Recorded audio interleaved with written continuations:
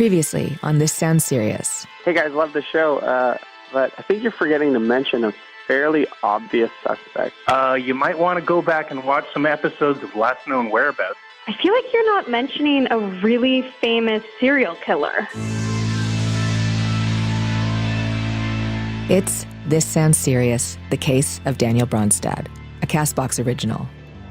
On this show, we're trying to uncover the details of the life of Daniel Bronsted, the most intriguing 911 caller I've ever heard, and the death of his brother, Orlando weatherman Chuck Bronsted. We're currently exploring the post-call period, the time after Daniel made the call to report the death of his brother, Orlando weatherman Chuck Bronsted, in January of 2007. This is episode 6, The Weatherman Strangler.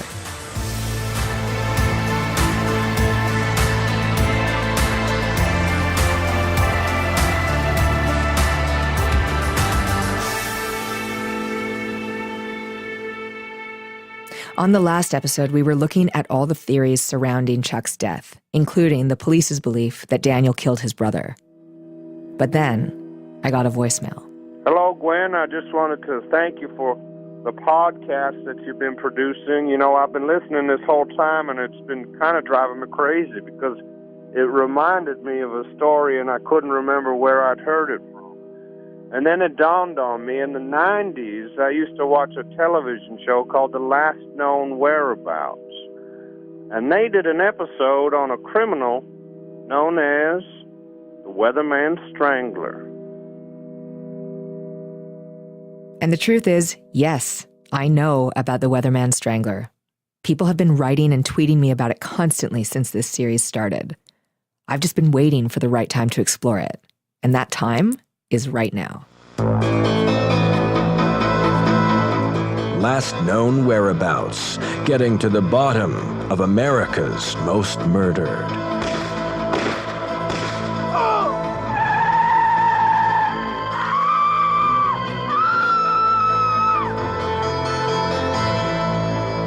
You've probably seen this show on cable. Every episode explores a different murder using interviews and reenactments. But what the strange man failed to realize was that the police had already tested his tire tread.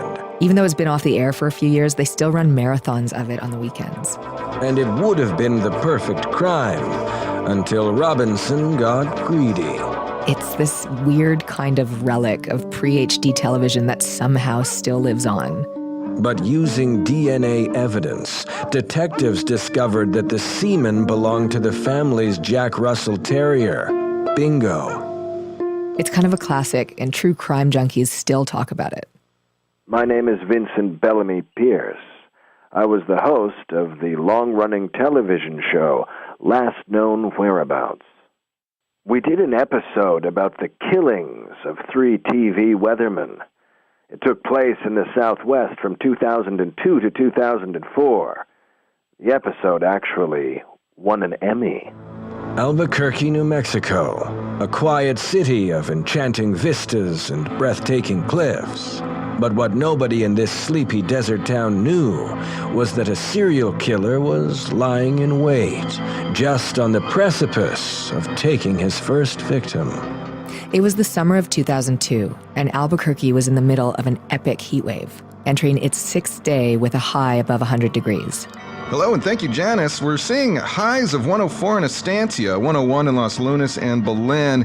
It looks like this high-pressure front will hold on for another few days until... That's an archival clip of Mark Chavez. He was the weatherman at KNMP Channel 6 in Albuquerque, New Mexico. And, well, to get us going on this, I'm going to play a short clip of Last Known Whereabouts. But weatherman Mark Chavez was wrong that night. Still going to be fairly hot overnight. Even the overnight lows will be in the high 80s for most parts of the basin. And a few days later, he was wrong again. Thank you, Janice. Thank you, Clit. It looks like that low-pressure system I've been talking about all week is just going to miss us. So we're going to see that mercury continue to top 100 degrees until probably Saturday. And that Saturday came and went. Thank you, Janice. Some good news on the horizon. I would probably say we're finally looking at a break from the heat on Monday. But he was wrong again.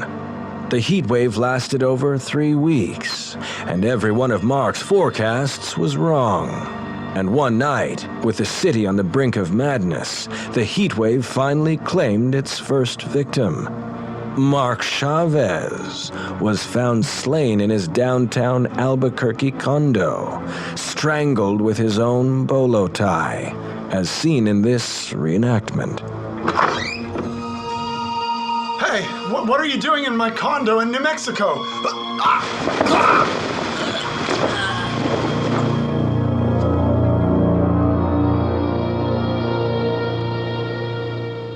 Oh, man, I love this case.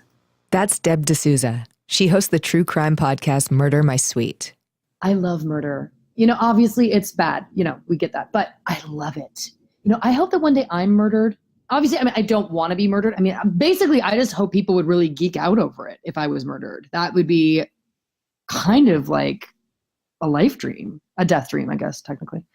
But then they'd catch the guy or woman, let's face it would be a guy, statistically speaking, and some cool piece of evidence would bring him down, like the impression his jean jacket made on my back. Oh, yeah, totally. She's going to help us tell the next part of the story. I love Last Known Whereabouts. It's like my comfort food. I could live on it for days. I have probably seen the Weatherman Strangler episode, I want to say 50 times, without exaggeration. After a month of investigating Chavez's death, the police had no leads until a small scrap of paper found its way onto Police Chief Milligan's desk. Basically, the Strangler started sending these notes to the police, and they were in a secret code. A weather code. Come on! It's delicious. It's like I want to sit down, I want to put gravy on it, and I want to eat it for Thanksgiving dinner. You know what I mean? Suns, clouds, raindrops, rainbows, snowflakes, along with all kinds of other meteorological symbols, ocean navigation symbols, and some of those symbols you see on the washing instructions on your shirt tag. He used all of them, which was brilliant because it was like confusing enough, but also like a little bit whimsical. Working quickly, the Albuquerque Police Department employed a cryptographer to decipher the code, but he came up with no results. It was the police station's janitor who, while working an overnight shift, was able to make sense of the note. The full note contained no punctuation, just an uninterrupted manifesto. It read, "The sun is too much. I can't take it. I will take down sun worshippers and those who make false promises about the sun's demise. When I am done, there will be no sun. Oops, that was not supposed to rhyme. XOXO." That is like the coolest. It is everything I want from a murder. Anyway, that was it. It was a clue, but they didn't know what to do with it. They didn't know who sent it, and there weren't any more murderers, but more notes in the same code were sent to other police stations. El Paso, Santa Fe, Tucson. Police stations all around the Southwest continued to receive these cryptic notes. "The sun is burning our planet. The sun is melting us like toy soldiers in an oven. I will be the magnifying glass that burns mankind like ants." Okay, I'm going to skip forward a bit because there were a lot of notes sent, but no more weathermen were killed until Flagstaff, Arizona, August 2003. Nestled on the rim of the Grand Canyon, a heat wave is entering its second week. On Channel 2, Wyatt Rogers has incorrectly predicted the end of the hot spell for the past 4 days. Thanks, Judy. Yeah, we are in the dog days of summer, that's for sure, but here's hoping someone takes that dog behind the shed and shoots it. Good news, though, according to the data I'm looking at, this warm front could break tonight. I'll have all the details for you at 6. Hope you join me then. But the only thing that broke that night was the door down at Wyatt Rogers' condo before he was strangled with a bandana, as seen in this reenactment. Hey, what are you doing in my condo in Flagstaff, Arizona? You're strangling me. You're strangling a weatherman. One thing I love about Last Known Whereabouts was its kind of budget. They always had the same actors do the reenactments. Anyway, now that there were 2 murders in 2 different states, This became a federal case. The FBI brought their lead criminal profiler, Lorraine Kerr. Well, we're looking at someone who probably works an unskilled job. Someone who came from an unstable family, lashing out at his parents, probably a bedwetter. Someone with a history of tormenting small creatures, probably started killing rabbits or cats. There's a good chance he worked his way up to killing a radio DJ or an intern at a reality show before taking aim at a weatherman. But then the killings stopped, and the FBI didn't have any solid leads. Another year passed with no killings. The notes stopped too, until the next summer. The Red Rock Canyons of Moab, Utah, September 2004. After an unusually late summer hot spell, local cable access host Zane Cross was found in his condo, strangled by the sleeve of his own poncho. As seen in this reenactment. Hey, what are you doing here in my condo in Moab, Utah? That's what you're doing. The Moab case was a strange one because the victim wasn't really a weatherman. He was the host of a cable access show celebrating Utah's desert climate. He was more of an ATV adventurer than a weatherman, but he apparently did do some weather, and when the notes started up again, they were sure it was the same killer. The Grand County Sheriff's Department received what turned out to be the killer's final note. Before the heat takes us, we must extinguish the sun. I will wipe the earth of the scum sun. This note contained the first real break in the case. They could tell from the watermark on the paper that the note was written on a page from a specific vintage book, a treatise on meteorological instruments, 1866. FBI forensic analysis determined that every note had been written on the same blank page from different copies of this book. So this guy has like 50 different copies of a super obscure old weather book? Holy shit, man! What a maniac! Authorities scoured vintage bookstores and antique shops all over the Southwest. They returned with something more valuable than the shelves full of Navajo blankets and turquoise jewelry. A composite sketch. Caucasian, approximately 55 years old, 215 pounds, brown hair. Oh boy, if you look at the sketch, this guy is like so pale. He's got transitions lenses and a big old sun hat, and all of the descriptions talk about how sweaty he was. I mean, you can tell this guy hates the sun. After the sketch was distributed to local authorities, Albuquerque Police Chief Milligan was able to immediately identify a suspect. Matthew Schultz, the Albuquerque Police Station janitor. What? The janitor who deciphered the first note wasn't just some crime-solving Goodwill Hunting. He was the guy who was sending all the notes in the first place? That's the killer? What? I mean, come on. You can't write this stuff. The FBI raided Schultz's apartment, but quickly retreated when they had reason to suspect it was booby-trapped. So when they got there, it smelled so strongly that they thought the apartment was sabotaged with some kind of chemical. They said it smelled like glue and coconut oil. There was a workbench with beakers and flasks. It turns out he's making his own sunscreen. If you look at the photos, and they're all online if you Google them, just a quick Google search will bring everything up. He has notebooks with pages labeled like SPF 5000 and Ultimate Sunblock. But what authorities did not find in Matthew Schultz's apartment was Matthew Schultz. Authorities warn, if you see Matthew Schultz, do not approach him. He may be booby-trapped. This is Vincent Bellamy Pierce asking you, where will be your last known whereabouts? And that's where this episode of Last Known Whereabouts ends. That episode was from 2006. Unfortunately, we weren't able to get to the bottom of the case before it went to air. So, could the Weatherman Strangler have killed Chuck Bronsted in 2007? Well, there are a few reasons why this theory makes sense. First, obviously, Chuck was a weatherman. If 4 weathermen were killed in 5 years, and we believe the first 3 are related, then it's not a huge leap to include Chuck's murder. Also, all of the victims were single men with no kids, so the killer has a type. Incidentally, 99% of weathermen match that type. And all of the victims had made incorrect forecasts. Remember, shortly before the murder, Chuck's twin brother Daniel had impersonated Chuck on the air and incorrectly claimed that a hurricane was approaching Orlando. And what else can I tell you? Well, tomorrow there's going to be a hurricane. So get ready for that. It's Hurricane Beverly. But there are also some pretty compelling reasons pointing away from the Weatherman Strangler killing Chuck.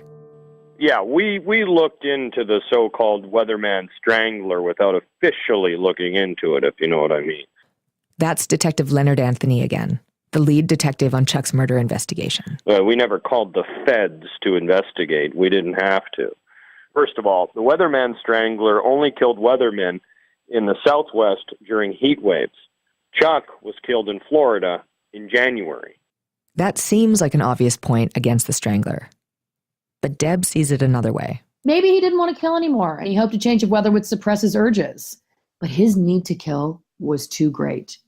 Plus it's Florida. Everyone's a criminal there. It's like America's Australia. Another reason it couldn't be the Strangler is because Chuck wasn't strangled. Duh. Chuck was drowned in his waterbed. He has a point there. Once a serial killer establishes a pattern, they don't usually break it. You know, that's not necessarily true. A lot of killers adapt their behavior. They evolve when their usual killings don't scratch that itch anymore. I mean, there have been stranglers who became slashers, slashers who become shooters.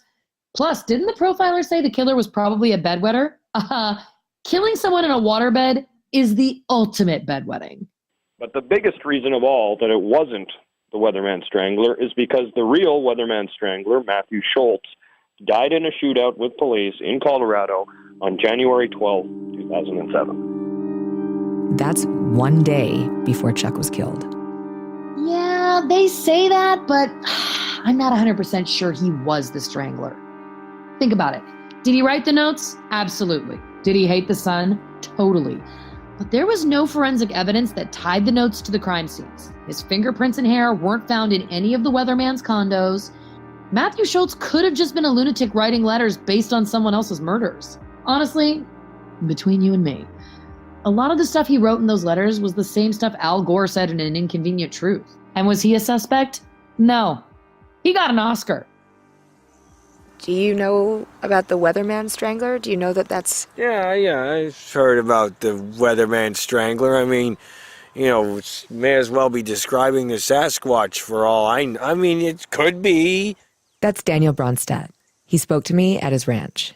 Maybe it's real, but probably not. There's a lot of other people that would more logically have killed Chuck. I mean, jilted lovers. I personally think it could have been an accident, you know. Late at night, Chuck hurrying into his room trips with such a force that he plows his face right into that mattress and drowns. You know, that makes some sense to me, you know. We actually talked for quite a while that day. Afternoon turned into evening. It was nice. Although I think he thought it was a date. He kept trying to hold my hand. No, that's okay. Yep, that's okay. I just don't want you to get cool. That's all right. I can put my hands around myself. That's okay. I've got it. Daniel, what are you doing? What are you doing? I'm just puckering and humming. Oh, okay. No. What are you doing? He talked about the Strangler. He talked about Chuck. And I think for the first time that I've ever witnessed, he actually talked really thoughtfully about himself. You know, we spend a lot of time talking about Chuck, and really I just want to know, who is Daniel Bronsted?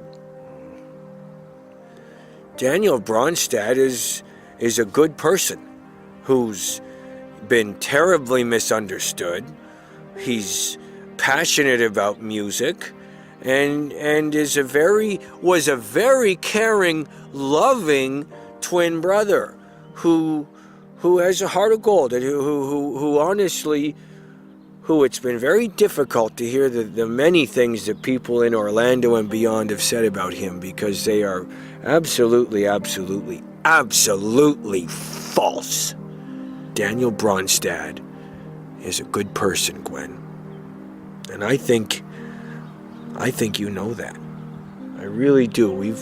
I think you know me, and I think you know I'm a good person. This is a side of Daniel that's new to me.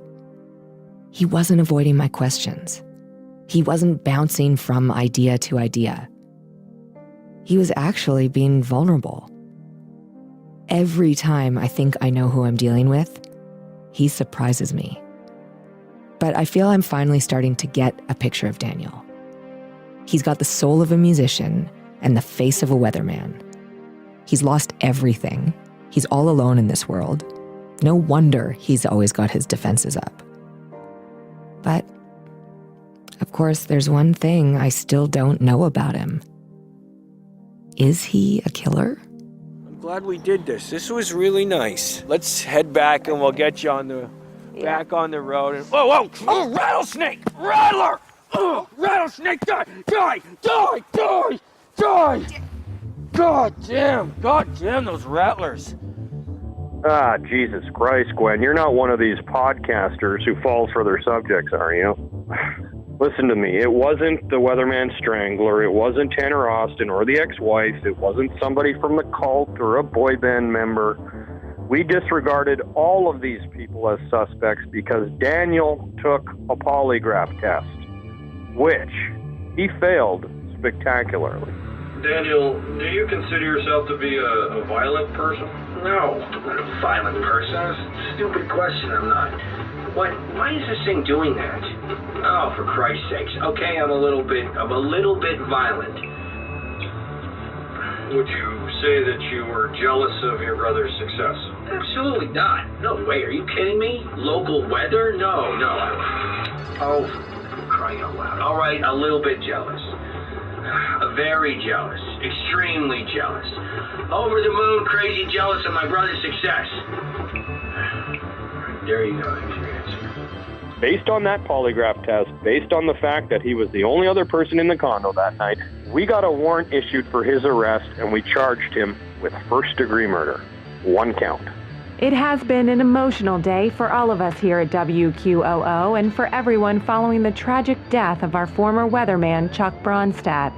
Today, in a stunning turn of events, police arrested Chuck's brother Daniel at his Baldwin Park condo complex. Daniel is said to be cooperating with police. And then, as you well know, he went to trial. And oh, what a trial it was. Next time on This Sounds Serious, the trial of Daniel Bronsted.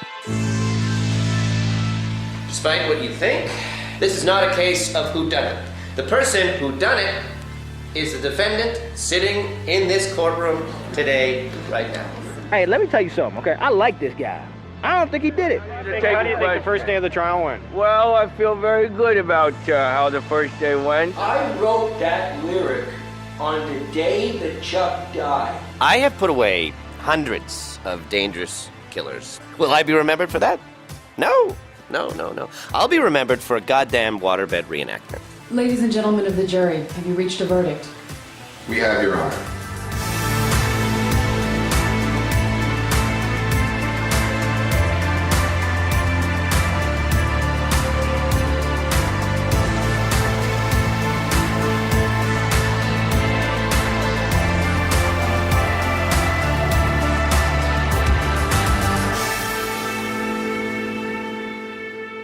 This Sounds Serious is a CastBox original.